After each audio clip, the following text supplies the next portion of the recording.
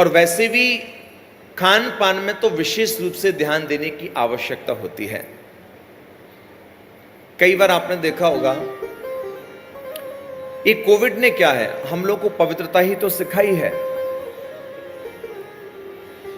इसलिए खान पान में आचार विचार अपरस सप्रस का ध्यान देना नितांत आवश्यक है।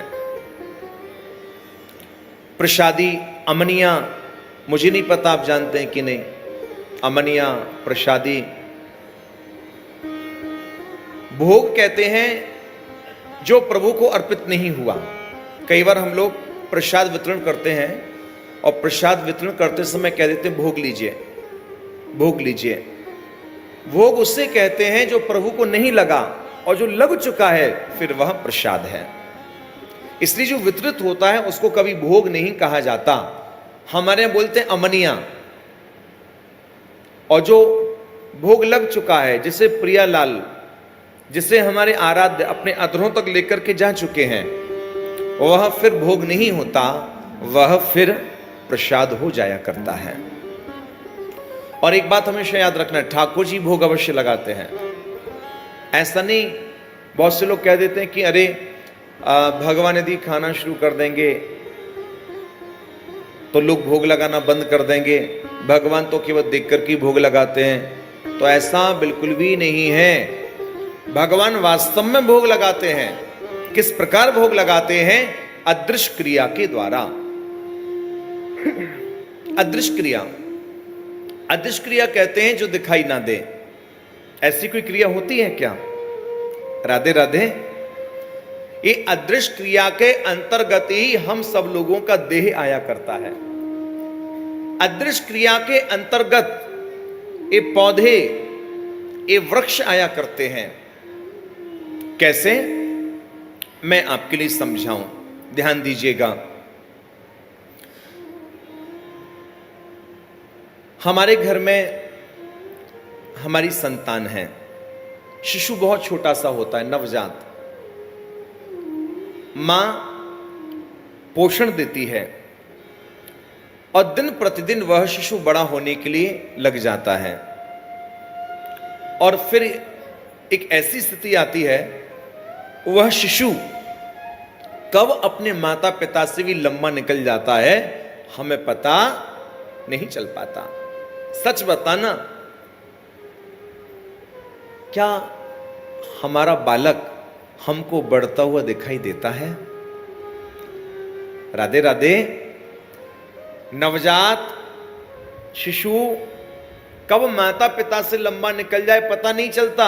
हमें कभी दिखाई नहीं देता कि देखो इतना बड़ा, ये देखो इतना बढ़ गया, पता नहीं चलता। इसे कौन सी क्रिया कहेंगे? अदृश्य क्रिया। जैसे पौधा छोटा होता है, कब वृक्ष बन जाता है पता नहीं चलता। राधे राधे। क्या कभी अनुभव किया? हां, दिखता यह है कि हां बड़ा हो गया, लेकिन कैसे बड़ा हुआ इसको कहीं ना कहीं समझ नहीं पाया करते हैं। जैसे भ्रमर पुष्प से पराग लेता है ना, क्या पराग लेने के पश्चात पुष्प में कुछ विकृति आती है?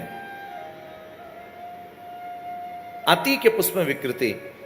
भ्रमर पुष्प से पराग ले लेता है और पुष्प भी यथावत हमको दिखाई देता है। ठीक इसी प्रकार से जैसे ही श्री ठाकुर जी के समक्ष भोग की थाली आती है, हम ठाकुर जी को आचमन कराते हैं। आचमन होते ही ठाकुर जी अदृश्य क्रिया के द्वारा भोग लगा लिया करते हैं।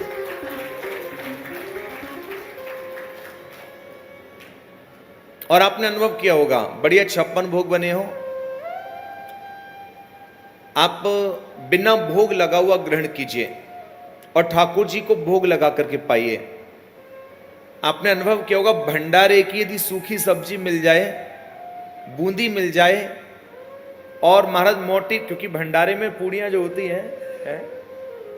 कई, क्योंकि संख्या बहुत होती, कई मोटी मोटी पूड़ियां भी आती हैं, ठंडी हो जाती हैं, सुबह की शाम को भी खाते हैं, तो महाराज कहीं ना कहीं विशेष वह रस हम सबको प्रदान किया करती हैं। और कई बार बड़े बड़े रेस्टोरेंट में खाने के लिए जाते हैं, लच्छा पराठा स्टफ नान थोड़ी भी ठंडी हो जाए तो वेटर को तुरंत डांट लगाते हैं, अरे भाई पहले से बना करके रखी है क्या, इतनी जल्दी क्यों सर्व कर, क्या खिला रहे हो। क्यों हम लोग रेस्टोरेंट में जाते हैं वहां भोग नहीं लगाते ठाकुर जी को, राधे राधे। हाँ वहां शेफ जरूर भोग लगा लेता है खैर मुझे नहीं बोलना चाहिए, राधे राधे। लेकिन खान पान में रसोई बनाते समय विशेष ध्यान देना चाहिए।